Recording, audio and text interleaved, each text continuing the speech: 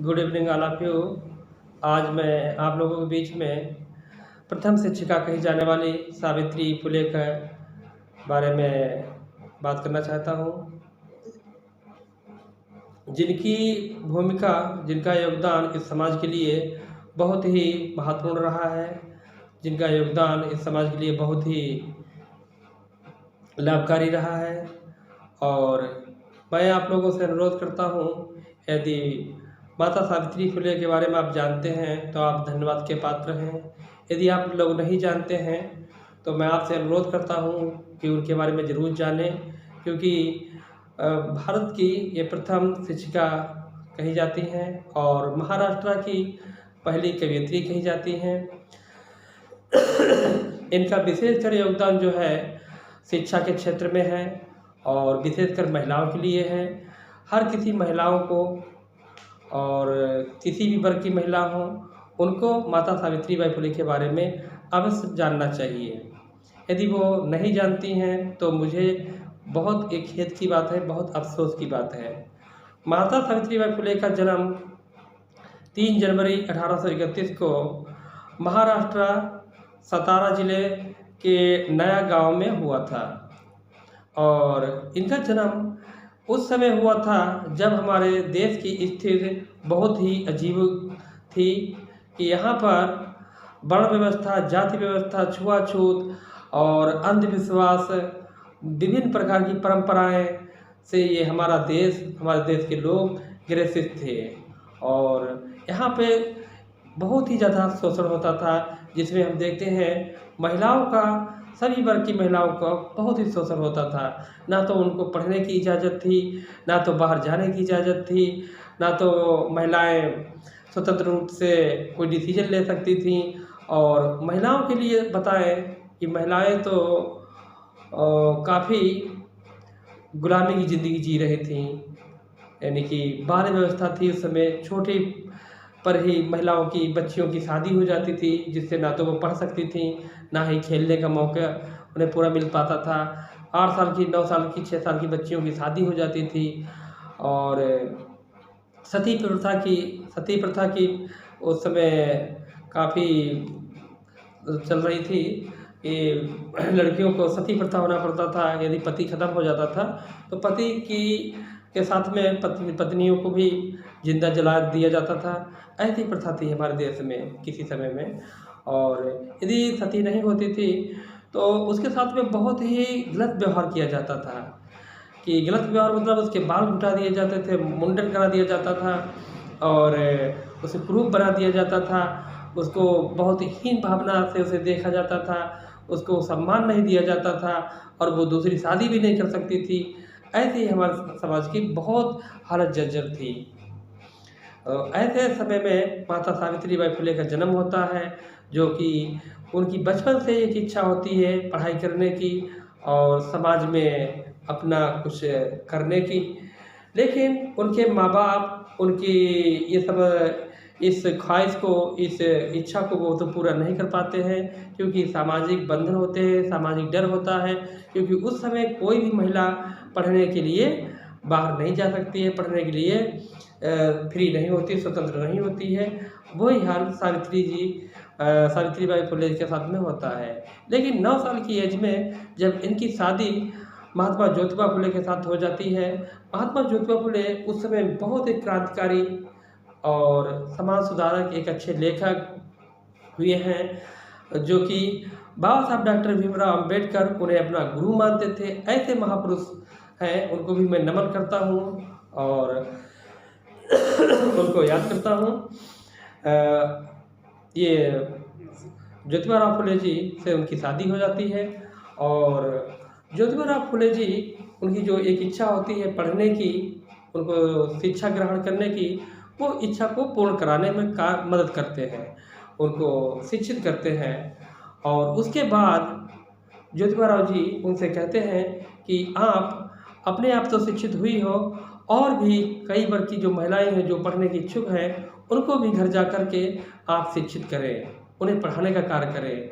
और शिक्षा ही एक ऐसा तरीका है, शिक्षा ही एक ऐसा जरिया है जिसकी वजह से लोग इन परंपराओं से, अंधविश्वासों से बाहर निकल पाएंगे। इन जंजीरों से जो जकड़े हुए हैं, इन जंजीरों को तोड़ पाएंगे।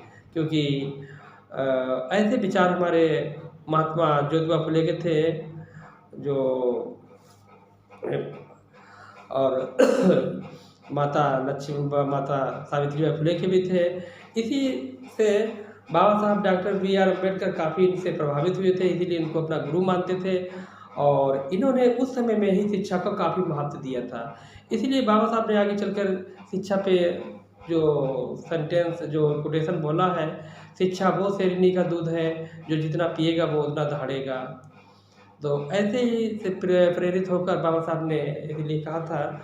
और 9 सितंबर 1848 को पुणे में सबसे पहले ज्योतिबा फुले और उनकी पत्नी सावित्रीबाई फुले ने दोनों ने मिलकर एक स्कूल की स्थापना की थी, जिसमें विशेषकर योगदान उस्मान शेख, जो एक काफ़ी सामाजिक व्यक्ति थे मुस्लिम बिरादरी में, और उनकी बहन फातिमा शेख, उन्होंने अपना घर दिया, जगह दी थी, जहाँ पर उन्होंने स्कूल चलाने का प्लान बनाया पुणे में।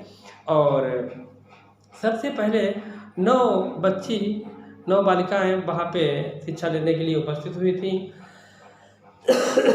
जब इन्होंने ये कार्य सावित्रीबाई फुले जी ने स्टार्ट किया, तब इनको बहुत दिक्कतें आई, क्योंकि जो समाज के विरोधी लोग थे, समाज में इस बात का विरोध करते थे कि महिलाएं शिक्षा ग्रहण नहीं कर सकती हैं, तो वो बहुत परेशान करते थे। जब माता सावित्रीबाई फुले पढ़ाने के लिए जाया करती थी, तो वो गोबर फेंक के मारा करते थे, पत्थर फेंक के मारा करते थे और अपशब्दों का प्रयोग करते थे और काफ़ी चिढ़ाने का काम करते थे। लेकिन माता सावित्रीबाई फुले बिल्कुल नहीं उससे बिल्कुल अलग नहीं होती थी, अपने उद्देश्य से बिल्कुल नहीं भटकती थी। और इसके लिए उन्होंने एक रास्ता निकाला था कि वो अपने साथ में 2 साड़ियाँ लेके जाती थी। जानते थे कि उपद्रवी जो है, बदतमीज हैं, वो रास्ते में कभी गोबर फेंक देते हैं, कभी कुछ भी मेरे ऊपर फेंक देते हैं और मेरे कपड़े गंदे कर देते हैं, इसलिए वो 2 साड़ियाँ लेके जाती थी। एक साड़ी गंदी जब हो जाती थी, उसको चेंज कर लेती थी, दूसरी साड़ी पहन के वहाँ बच्चियों को पढ़ाती थी। और उन्होंने अपने लगन से, मेहनत से इतना अच्छा कार्य किया कि एक ही 2 साल में काफ़ी स्कूलों को खोलना पड़ा और काफ़ी लोग पढ़ने लगे। जो लड़कियां थी, सभी बिरादरी की, सभी जात धर्म की होती, सभी लोगों ने काफ़ी इंटरेस्ट जताया, पढ़ने लगी और माता सावित्रीबाई फुले का काफ़ी नाम होने लगा। माता सावित्रीबाई फुले और उन्होंने अपने पति के साथ में मिलकर बाल हत्या प्रतिबंधक गृह की स्थापना की, जिसमें गर्भवती महिलाओं को ठहरने का स्थान था और उसमें उनकी देखरेख हुआ करती थी और किसी भी वर्ग की महिला उसमें शरण ले सकती थी, क्योंकि माता सावित्रीबाई फुले का विशेष कार्य था सभी वर्ग की महिलाओं को ध्यान देना, जिसमें कोई भी वर्ग की महिला हो। यहाँ तक कि एक काशीबाई नामक की एक गर्भवती विधवा महिला थी, उनका उन्होंने विशेष ध्यान दिया था। उनके बच्चे को अपना नाम दिया, अपने घर पाला पोसा उनको और उसका नाम यशवंत रखा, जो आगे चल के बहुत बड़ा एक डॉक्टर बना। उसने अपना अस्पताल भी खोला जो कि पुणे में अस्पताल खोला गया था।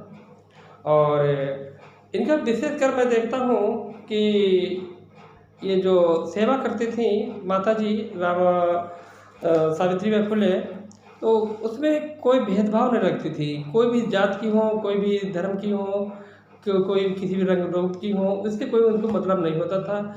सभी वर्ग की महिलाओं को वो ध्यान देती थी।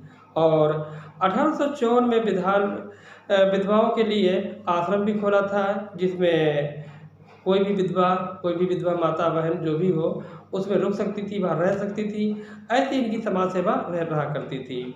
और इनका विशेषकर जो उद्देश्य रहता था सावित्रीबाई फुले जी का, महात्मा ज्योतिबा फुले का, कि उस समय जो फीमेल होती थी उनको एक और भी बहुत बड़ी दिक्कत होती थी कि कहीं जो गर्भवती होती थी कि कहीं बच्ची का जन्म ना हो, यानी हर कोई चाहता था लड़के का जन्म घर पे हो। और लड़की का अगर जन्म होता था तो उसे बहुत हीन भावना से देखा जाता था, उसे बहुत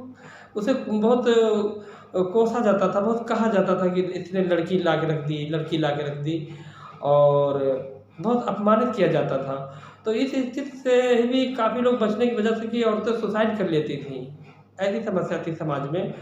और समस्याओं के खिलाफ सावित्रीबाई फुले जी ने और अपने पति के साथ में और भी लोगों के सहयोग से आंदोलन चलाया कि ये समाज में लोगों का, औरतों का शोषण हो रहा है और इसमें काफ़ी दिक्कतें होती हैं, इसके खिलाफ इन्होंने आवाज़ उठाई। उस समय में इन्होंने ये काम किया।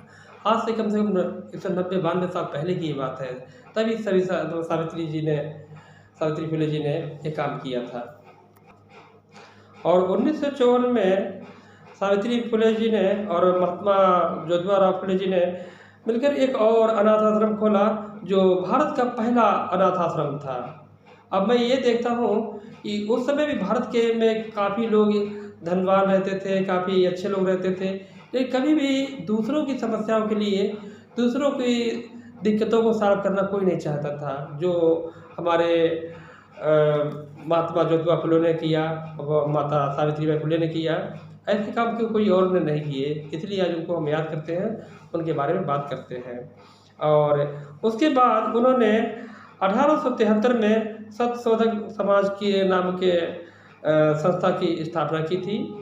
संस्था का नाम रखा था सत्यशोधक समाज, उसकी स्थापना की थी। उसका मुख्य उद्देश्य था शूद्रों का, जो थे शूद्र को उच्च जातियों द्वारा जो शोषण होता था, उसको शोषण से मुक्त कराना था। उस शोषण से मुक्त कराने का उनका मुख्य उद्देश्य था।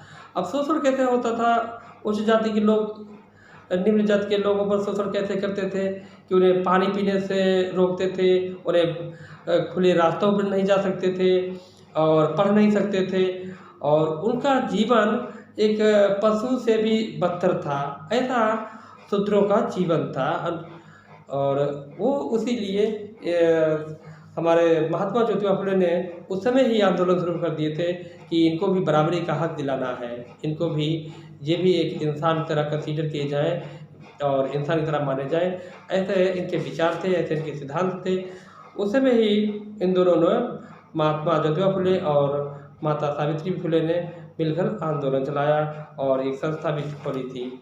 आगे चल के देखते हैं, 28 नवंबर 1990 में जब महात्मा ज्योतिबा फुले का देहांत हो जाता है और सत्यशोधक समाज जो उसकी बागडोर थी, माता सावित्रीबाई फुले ने अपने हाथ में ली और उनके अधूरे सपनों को पूरा करने का पूरा प्रयास किया। जो उनके अधूरे सपने थे उनको पूर्ण रूप से पूरा करने का प्रयास किया।